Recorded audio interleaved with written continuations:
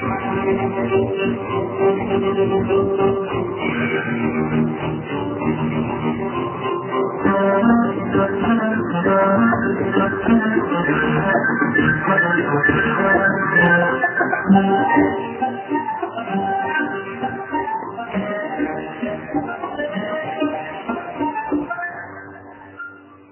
tardes. Un miércoles más, un miércoles en fútbol radiado, gracias a la gentileza de Radio Vitoria, gentes de Eusko Ikaskuntza, Sociedad de Estudios Vascos, vamos a hablar sobre un tema que esperamos que sea de su interés. El tema concreto va a ser Álava y los vascos, especialmente los alaveses, hasta 1898. Desde Bilbao hablará Lola Valverde. Lola Valverde, doctora en Derecho, profesora universitaria, es vicepresidenta de Eusko Ikaskuntza por Guipúzcoa. Aquí junto a nosotros está Manuel María Uriarte, abogado del Estado, senador por el Partido Popular y por la provincia de Álava, y vicepresidente de Eusko Ikaskuntza, Sociedad de Estudios Vascos, por la provincia de Álava. Preguntando, un servidor, Alberto Garate.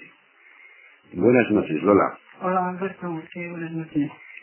Tú eres investigadora en Cuba, supongo que con bastantes problemas, sobre temas de demografía histórica. Pero al mismo tiempo, los que te conocemos, sabemos que estás enganchada con Cuba. ¿Por qué ha sucedido esto? No lo sé, pero realmente empieza a ser preocupante. Sí, pues yo creo que no, para mí era una cosa desconocida cuando fui la primera vez y me causó muchísimo impacto y no he conseguido que se me pase el susto, vamos, o sea, lo que encontraba ya, ¿no? Sobre todo yo creo que por la gente, fundamentalmente, sí. ¿Es fácil para ti trabajar en los archivos cubanos tan bien organizados? No. Es muy complicado, no solamente por la organización, sino por que te ponen muchas trabas y ya sabes. Depende, además no en todos los sitios es lo mismo, ¿no? O sea, como aquel es bastante surrealista en general, pues lo mismo puedes ir a un archivo y que te vaya todo de maravilla y facilísimo, que en otro ponerte unas dificultades tremendas, pedirte cantidad de dólares por cualquier fotocopia de cosas que no podemos ni pagar. O sea, estás allá siempre estás pues vendido al albur, ¿no? A lo que pase, ¿no? ¿Sabes? O sea, tú te levantas por la mañana y tu día estás seguro de que va a estar lleno de cosas curiosas, divertidas, tristes. O sea, que no va a ser un día opaco, aburrido, monótono. Es así. Bueno, tú sacarás una chispa a la vida cubana terrible, conociéndote. Pues sí, bastante. Oye, Manu, a mí me gustaría que explicases ¿cuál era la función de Cuba hasta la independencia de la América colonial española? Que llega allí en 1494, si mal no recuerdo, cuando llega, entre paréntesis, van bastantes marinos vascos en aquella expedición, y desde 1494, digamos, hasta la conquista corta de La Habana por los ingleses, o mejor, hasta la guerra de la independencia americana, ¿cuál es la función de la isla de Cuba en el sistema colonial español? Fundamentalmente, yo creo que era una función de vigilancia y de apoyo al continente, que naturalmente representaba un volumen muy superior dentro del imperio español en América. Esto explicaría después, como veremos, también algunas peculiaridades de la emancipación y de la independencia cubana. Naturalmente había también otros factores. En un primer momento había un poco de oro en Cuba y ese poco de oro fue explotado rapidísimamente. Precisamente el trabajo en las minas de oro cubanas, que eran poco productivas y resultaba muy fatigoso para los indios, fue uno de los motivos de la tempranísima implantación de la esclavitud en Cuba, y que presenta a su vez algunas características peculiares, como también la tempranísima posibilidad de los esclavos negros cubanos de obtener la libertad contra la voluntad de su dueño, a través de una institución que luego se generalizó en América, pero que era la coartación, es decir, el derecho de los esclavos a exigir al dueño que les concediera la libertad. Derecho que unas veces era más real y otras veces se quedaba en puramente teórico. Pero en fin, había inicialmente esa explotación del oro que se agotó muy pronto y dejó de tener trascendencia. Después vinieron la explotación de toda clase de productos tropicales, el azúcar, el café, etcétera, y solo muy tarde apareció el predominio aplastante, pudiéramos decir, del cultivo del azúcar. Había también unos grandes astilleros y era una escala en el viaje de los galeones entre América y España. Se construían barcos allí, incluso algunos de los barcos más importantes que España tuvo en el desgraciado combate de Gibraltar eran barcos que habían sido construidos en La Habana. Es decir, era en cierto modo una posición auxiliar dentro del imperio español. Supongo que los galeones que venían de Filipinas y que arribaban a Acapulco y atravesaban el istmo mexicano también recalarían en La Habana. ¿No, Manu? Yo supongo que no, porque Acapulco... daban la vuelta por el Cabo de Hornos. Es decir, el transporte entre Acapulco y la costa atlántica yo creo que se realizaba básicamente por tierra. Puede ser que tuviera algún caso, pero básicamente era por tierra y probablemente marcaban en Veracruz. Lo que es posible que tocaran en Cuba a su vuelta, o que incluso se utilizaran barcos construidos en La Habana, etcétera, pero no directamente los galeones de Acapulco. Bien, Lola, la esclavitud es una institución terrible y más con los ojos de hoy. Pero todos los historiadores hablan de dos regímenes muy diferenciados de la esclavitud. Hasta la esclavitud de plantación generalizada en el XIX y una esclavitud mucho más benigna en épocas anteriores. Y también en épocas posteriores para los esclavos urbanos. Me gustaría que nos explicaseis un poco qué eran los esclavos de alquiler, los esclavos de jornal, los esclavos de plantación y qué eran también los colonos blancos, porque Cuba es una sociedad, indudablemente, ha sido una sociedad muy compleja.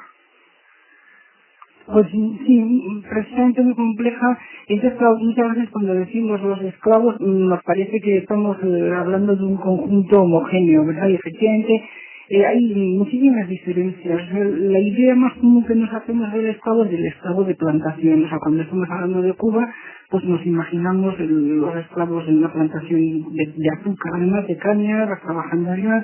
Y bueno, pues realmente es muy importante, ¿no? Numéricamente serían el número mayor, vamos a ver, ya de estos todos, pero claro, luego había muchísimos esclavos también que vivían en La Habana, por ejemplo, en la ciudad o en otras ciudades, y que además,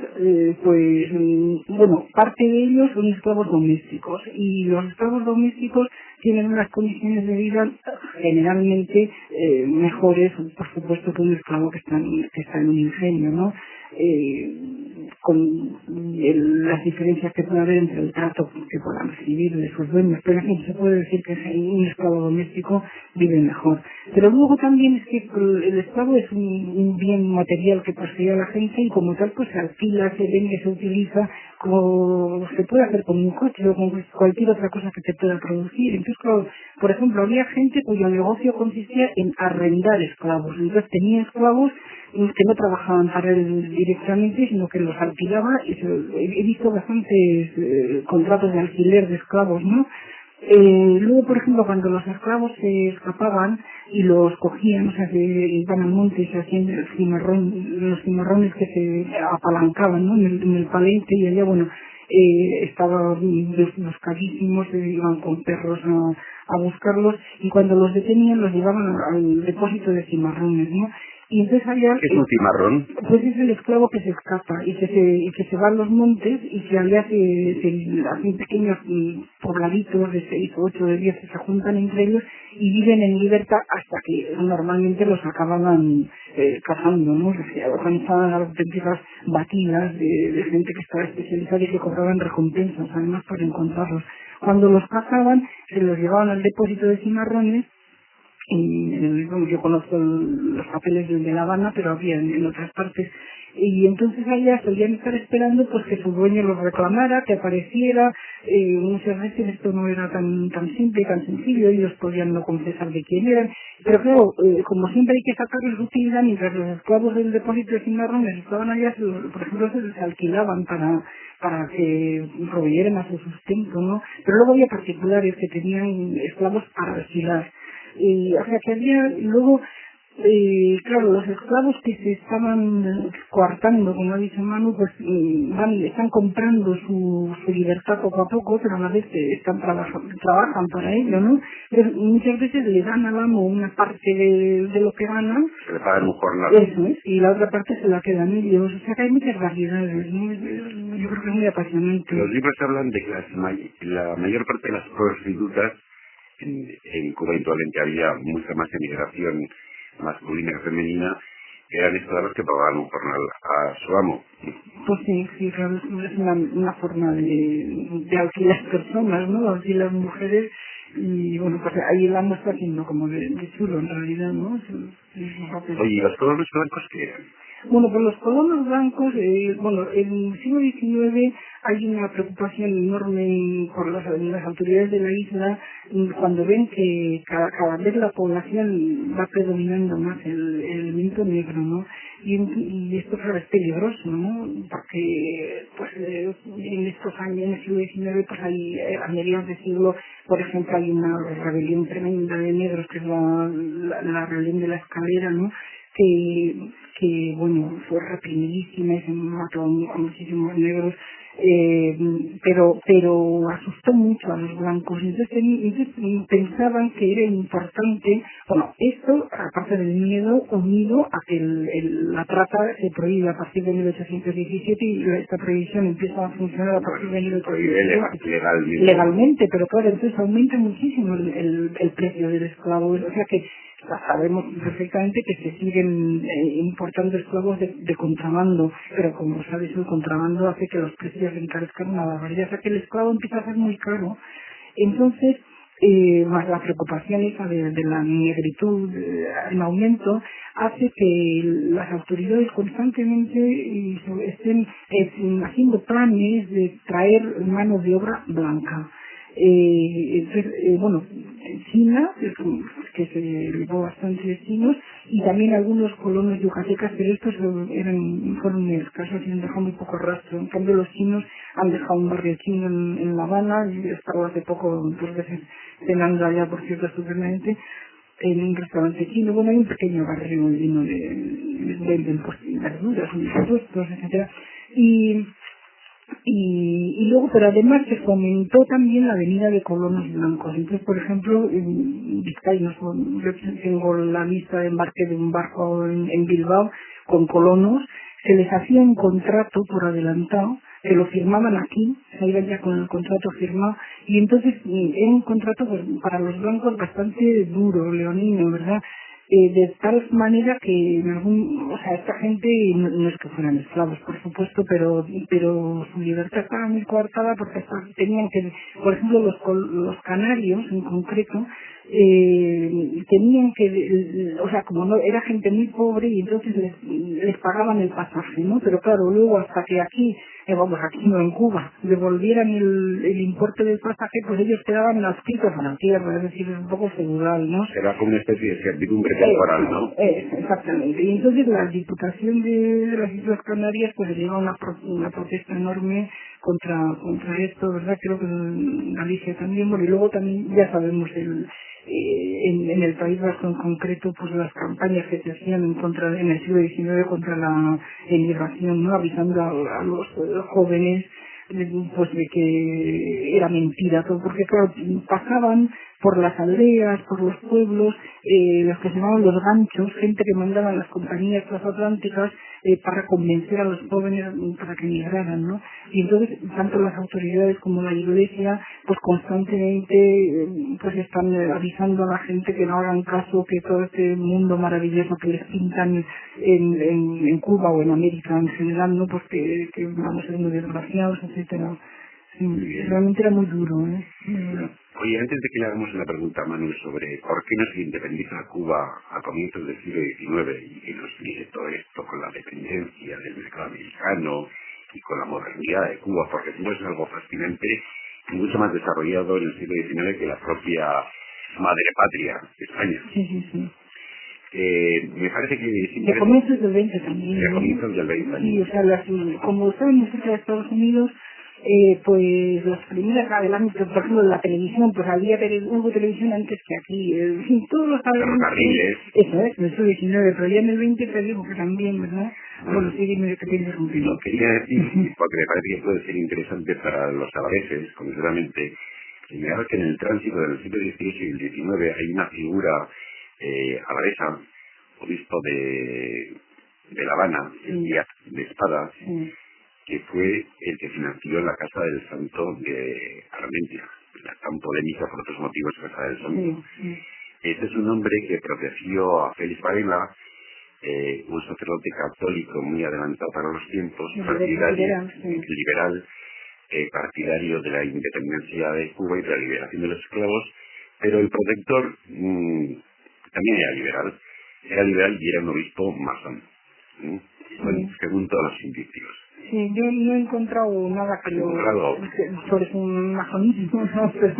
Pero bueno, sobre ella sabes que es una figura que me interesa muchísimo. Sí, bueno, pues este Díaz de Espada nació en Arroyave, en Málaga, en 1756, y fue nombrado obispo de La Habana. Es el segundo obispo de La Habana porque hasta entonces había solo una diócesis, la diócesis de Cuba, ¿verdad? En Santiago, supongo, ¿no? Eso es, estaba el obispo en Santiago. Entonces, bueno, también porque hay obispos que están en La Habana, pero de todas formas es una diócesis única. Entonces, pues a finales del siglo XVIII se divide y entonces hay obispo de Santiago y obispo de La Habana. El de Santiago era arzobispo, estaba por encima del de La Habana. Y el segundo obispo de La Habana es Juan Díaz de Espada y Landa. Entonces, este hombre llegó a La Habana, lo situamos exactamente en 1802. Y era una persona pues totalmente imbuido del espíritu ilustrado, más moderno, ¿verdad? No sé si me atrevería a decir que totalmente liberal, pero desde luego la ilustración más moderna sí. Y bueno, de hecho tenía licencia para leer los libros que prohibía la Inquisición, ¿no? El índice. Fue atacado. Desde que llegó a La Habana fue atacadísimo, no solo en La Habana, sino también en la península, ¿no? Pues por todos los elementos más reaccionarios, más por el absolutismo. Se le acusaba de connivencia con un personaje muy interesante también vasco, con Mariano Luis Urquijo, con el ministro, ¿no?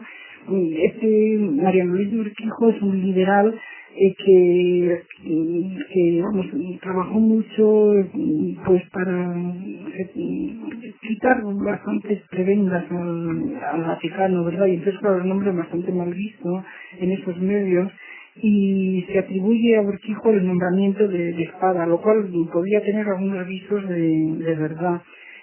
Bueno, pues en cuanto llegó a La Habana, pues, se tomó cierto tiempo pues para conocer bien el lugar donde estaba la diócesis que le había tocado y empezó inmediatamente a hacer cantidad de reformas. Bueno, no solo estuvo ligado, sino que fue presidente en algún momento de la Real Sociedad Económica de Amigos del País de La Habana, que había sido creada en 1792 precisamente por elementos vascos, el que en aquel momento era el gobernador general de La Habana, que era Luis de las Casas, y Vizcaíno, precisamente, es el que gestiona los permisos y el que hace que la Real Sociedad Económica de Amigos del País se ponga en marcha.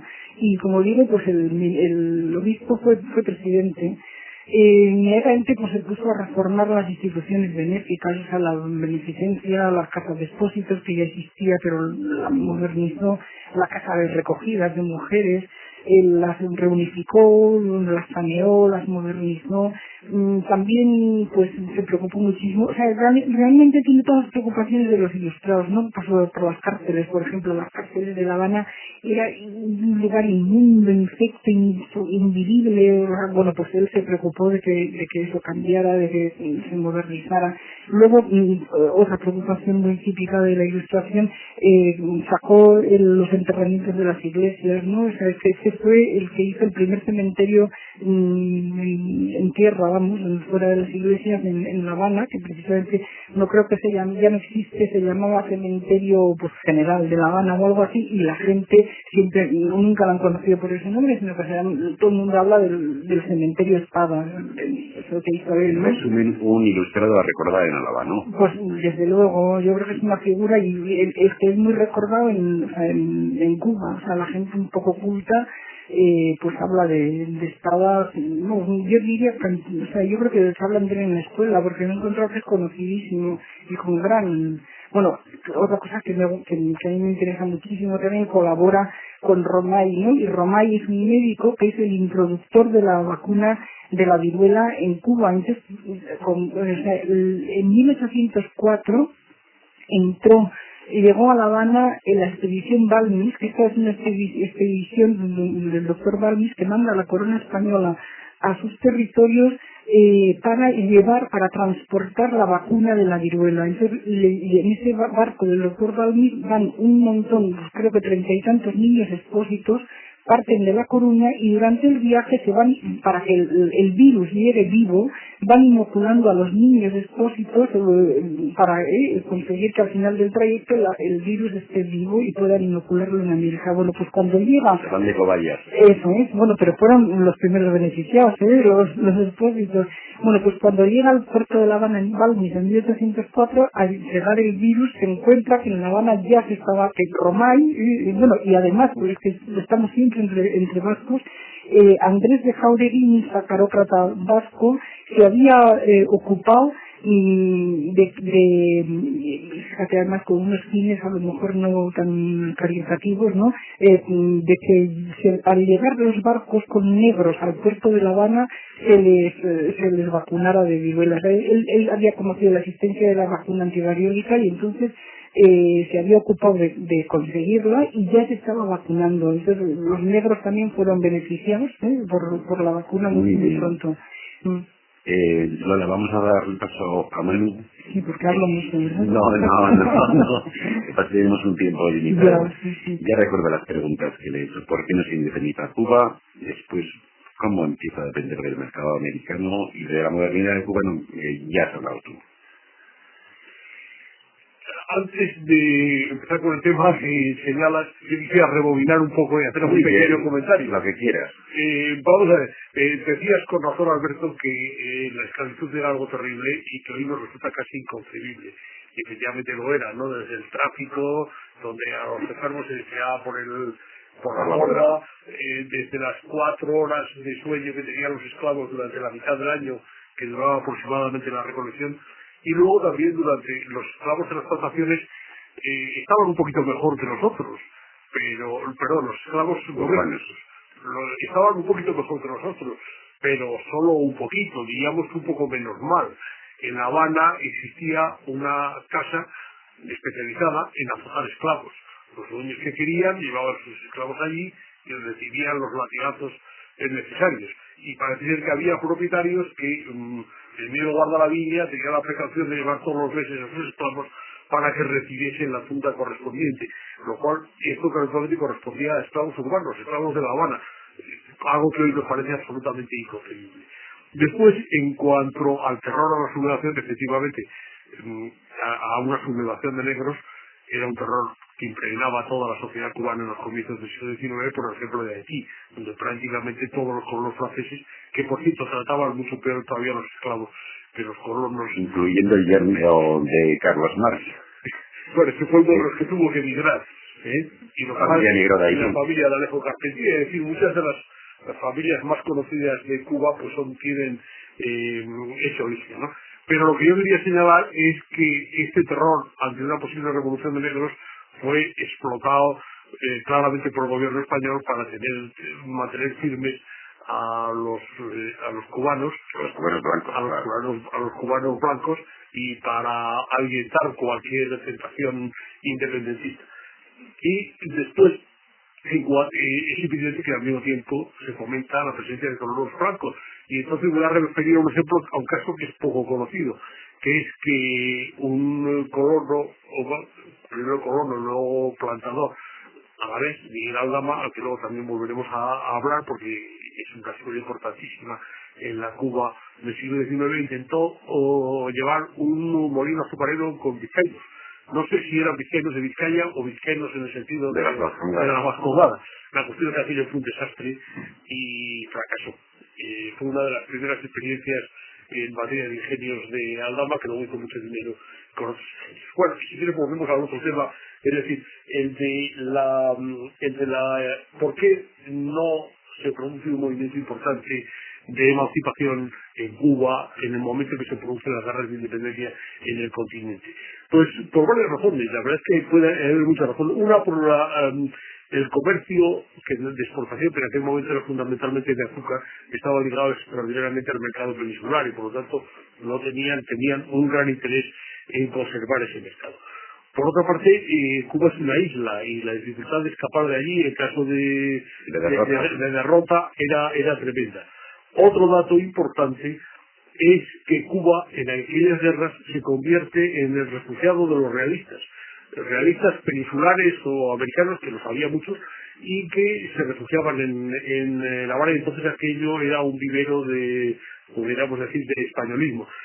Luego pasaban cosas muy raras, como Nicanor López, venezolano, general del ejército español, instalado en Cuba, y que al poco tiempo es el que promueve la incorporación de Cuba a Estados Unidos. Pero en fin, ese es otro factor que indudablemente influyó en que las guerras de la independencia aparecieran mucho más, los movimientos aparecieran mucho más tarde en Cuba que en el continente. Pero tú has hablado de la importancia del mercado peninsular español para el azúcar cubano, pero está claro que muy pronto se inicia la dependencia respecto a Estados Unidos de América, ¿no? Sí, pero esto se produce ya a medida que va avanzando el siglo XIX. Hay un momento en que se exporta a Estados Unidos más de 10 veces lo que se exporta a España, pero eso ya corresponde a ¿A qué época aproximadamente? ¿En mitad del siglo? Pues en la primera, sí, hacia la mitad del siglo es cuando se va exportando más a Estados Unidos, y luego en la segunda mitad del siglo XIX ya se produce otro fenómeno que es el de las inversiones americanas en la industria del azúcar cubano, pues que van a ser decisivas en la evolución posterior, en la guerra de 1898, en la actitud de Estados Unidos, etc. Es decir, que hay exportaciones fuera de España muy importantes, sí, y por otro lado hay un mercado protegido cubano para los productos españoles. Pero tenemos que ponernos en 1820 aproximadamente. Hay otro factor que también hay que tener en cuenta: el escaso entusiasmo de los continentales por la independencia de Cuba. No parece que les importaba mucho.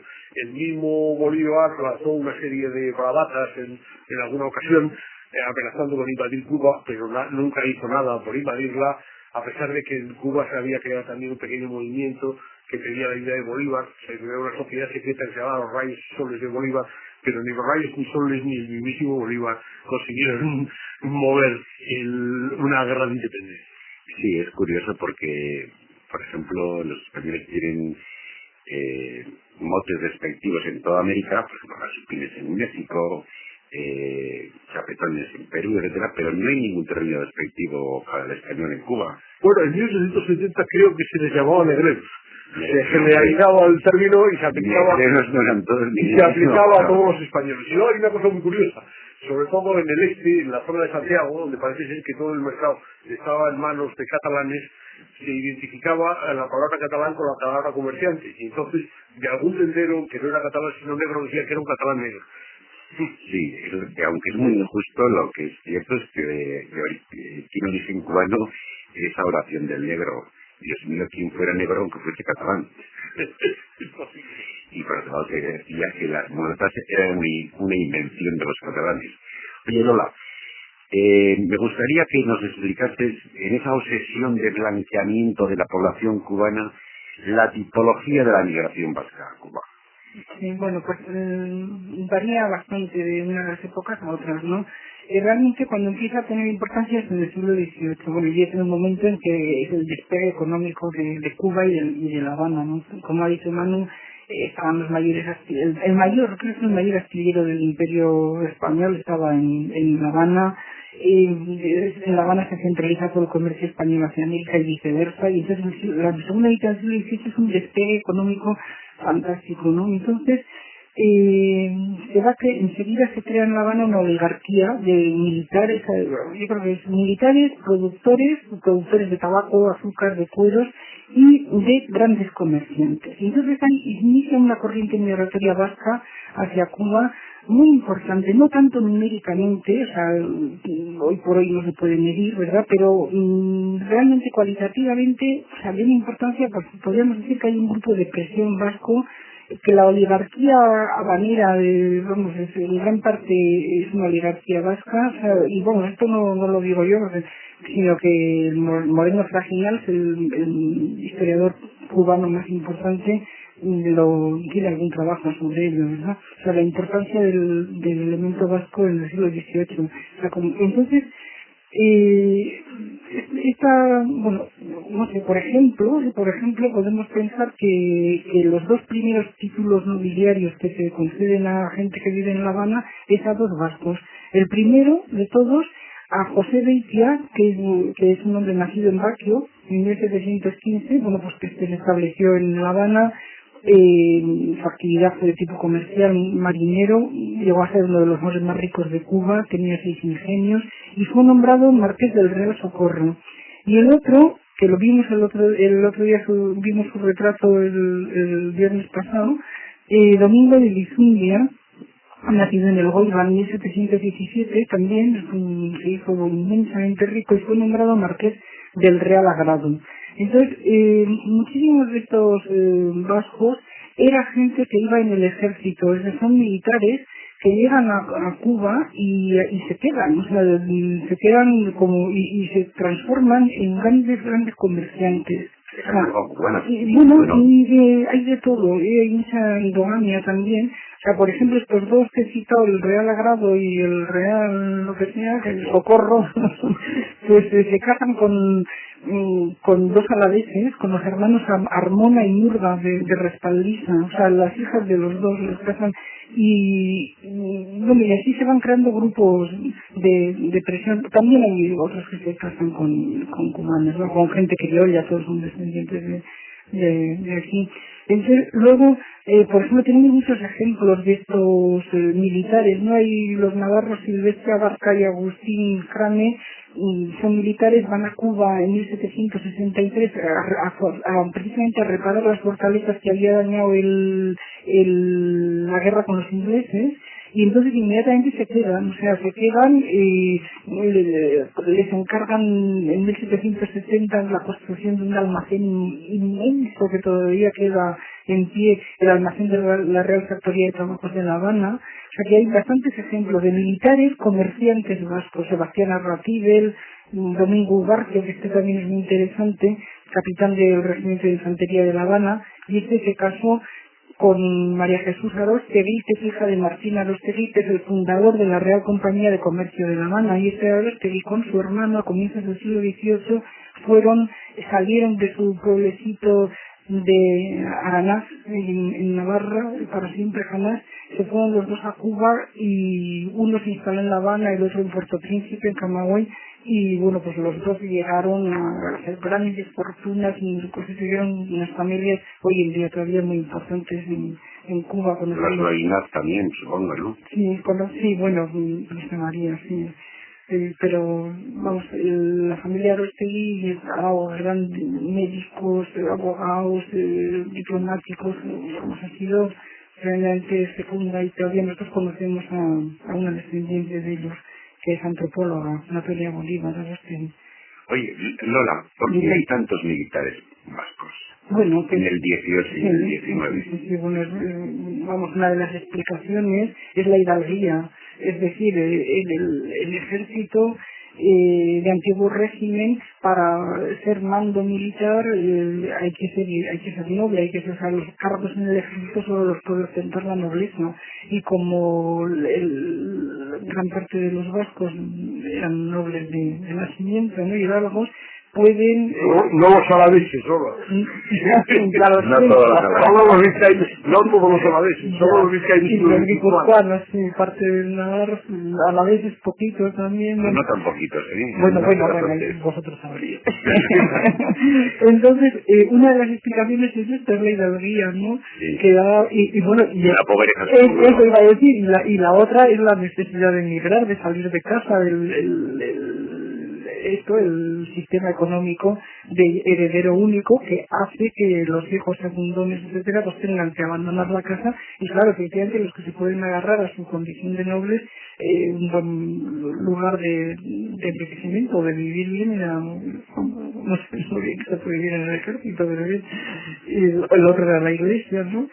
Y la salida de casa, es lo que hacían. Entonces, claro, vemos esto, que en La Habana, el tribunal este del siglo XVIII está lleno de militares vascos que se transforman en comerciantes. Es la tipología del 18, y luego ya... Luego que habría también artesanos, etcétera, ¿no? Pues es que en el 18 mucho menos, o sea, realmente lo que predomina en el 18 es este tipo, diríamos, de gente que constituye la élite, una élite además de gran poder, ¿eh? En cambio el 19 es cuando ya va cambiando, es decir, que seguimos viendo grande gente, pero muchos de ellos gente que hace grandes fortunas, pero que hace desde la nada, o sea, que sale del país pues como un pobre migrante y allá pues con su trabajo y dedicación pues llega a constituir imperios económicos, ¿no? Pero cambian mucho. Yo creo que sí, en el 19 podemos decir se mantiene todavía, sobre todo en la primera mitad, pues gente como Zulueta o gente de esta que ya parten de unas bases económicas ya importantes, pero también a la vez va apareciendo el tipo de migrante, diríamos, típico, clásico, ¿no? La gente que va pues, a hacer las Américas y que se va a Cuba, y tenemos ejemplos fantásticos, ¿no? Por ejemplo, Castaño, Nicolás Castaño, pues, se llegó a decir de él que era el hombre más rico de Cuba en su época, y este hombre nació en 1836 y fue a Cuba en el 49 y empezó de dependiente en Cienfuegos, en una tienda, y luego fue vendedor ambulante, y luego pues va creciendo, instaló una tienda y ya había empezado a intervenir en la explotación de muchos ingenios, se hizo con plantaciones de caña, con ganadería, bueno, y Diego se llegó a decir que cuando murió se consideraba que era el hombre más rico de Cuba. Y hay, otro fantástico es Arechavala, ¿no? Arechavala y Aldama, este es de Bordejuela, este fue a La Habana el primero de la dinastía, diríamos, en 1862, y lo mismo, pues entró de empleado, de pequeño empleo en una empresa, fue apoderado de Julián Zulueta en el 73, y por fin ya en el 78 montó su propia empresa. Entonces esta empresa con el tiempo llegó a ser una de las más importantes de Cuba. Entonces era una empresa suelo comprar, todavía existe la marca del ron Arechavala, que ahora por supuesto es del Estado, pero... Que traes una botella la próxima vez. Ay, pues me suelo traerla a mi hija. Oye, una cosa, hay 3 comarcas de Euskal que tienen palmeras. ¿Has fijado? Sí, claro. La Regata del Bidasoa, el Valle de Ayala y las Encarnaciones. Sí, las casas de los inviernos, sí. Voy a pasar a preguntarle a Manu sobre los conflictos, la época más conflictiva, el comienzo de la conflictividad en Cuba. Hay 3 conflictos, el de criollos, digamos, simplificando el plantador, peninsular, el comerciante, entre blancos y negros, y entre amos y esclavos. Entre la independencia de las colonias y 1868 se gestan los conflictos importantes que aparecerán en 1868. Y hay 3 tendencias. Una la del anexionismo, otra podemos llamarla la del españolismo, y comienza tímidamente el reformismo que acabará en el independentismo. Es una época en que se ha abolido la trata, hay importación de esclavos, pero ilegal, es decir, sube el precio de los esclavos, y muchos ingenios dejan de ser productivos. ¿Después hablaba algo sobre este tema? Bueno. Sí, bueno, señalaba tres conflictos. Uno entre los, podríamos decir, los criollos y los blancos, y los peninsularios. Aquí, a su vez, claro, los criollos no formaban un grupo uniforme, había distintas categorías. Había una nobleza extraordinariamente extensa. ¿Por qué? Porque había mucha riqueza, había gente muy rica en Cuba, y la corona parece ser que estimulaba la lealtad y el afecto de esta gente, abundando muchísimo las concesiones de títulos. Es decir, el número de titulados en La Habana era enorme proporcionalmente con el que existía en la península. Sin embargo, había una tensión muy clara entre la aristocracia local, pudiéramos decir, y los peninsulares recién llegados, incluso aunque fueran millonarios.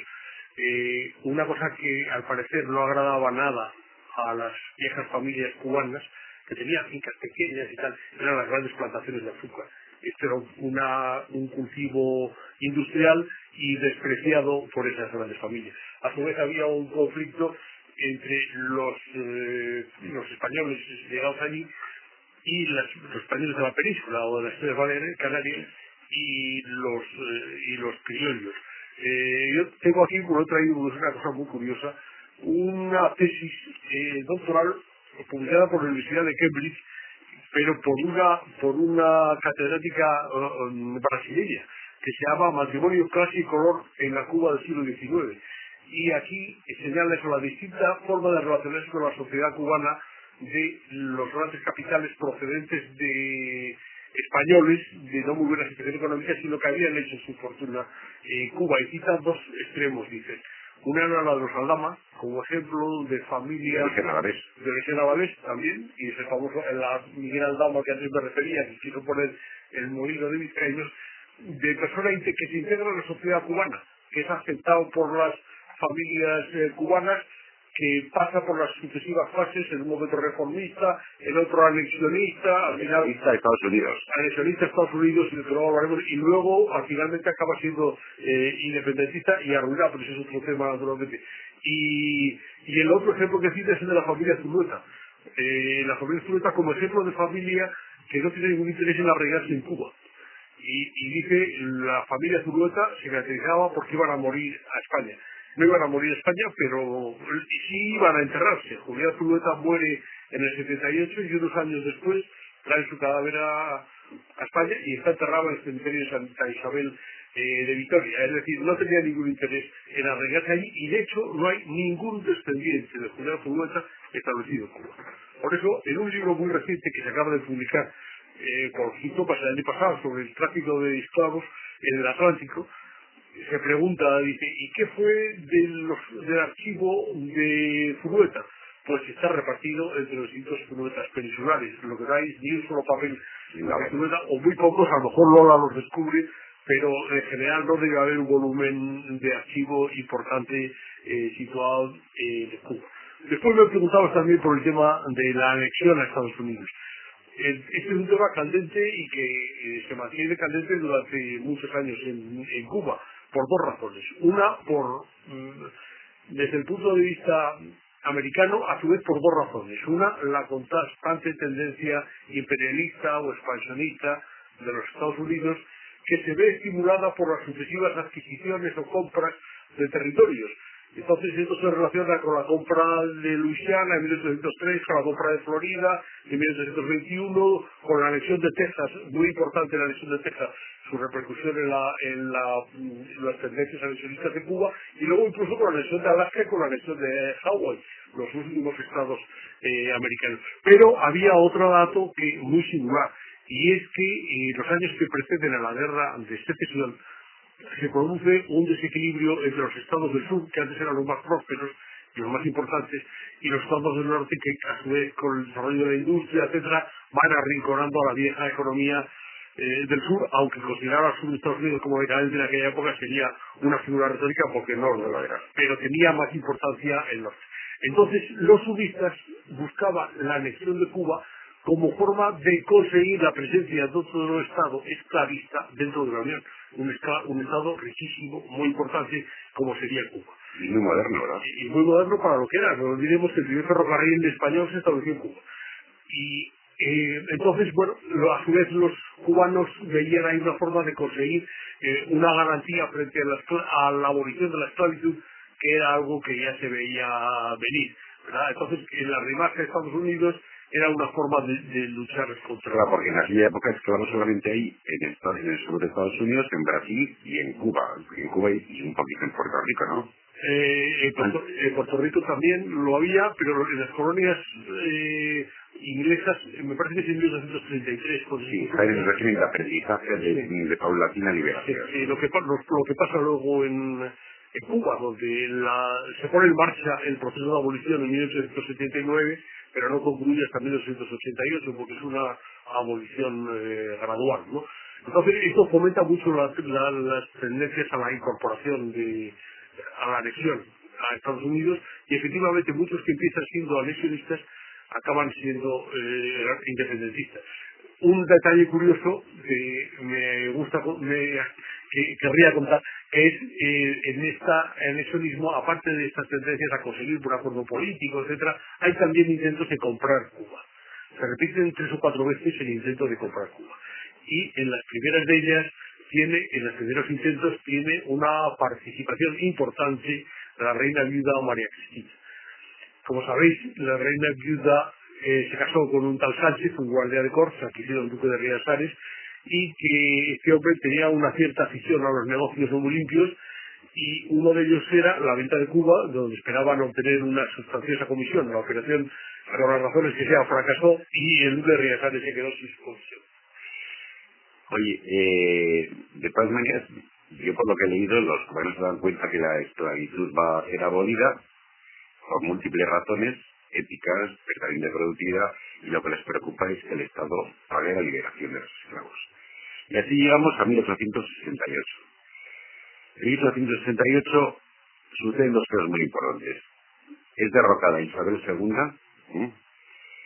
comienza el sexenio democrático, es decir, el gobierno de Serrano, el reinado de Amadeo I, la Primera República, y se inicia la primera guerra en el oriente de Cuba, en una zona, curiosamente, donde hay muy pocas plantaciones, se cultiva el tabaco, donde hay negros, pero fundamentalmente son negros libres, no son negros esclavos.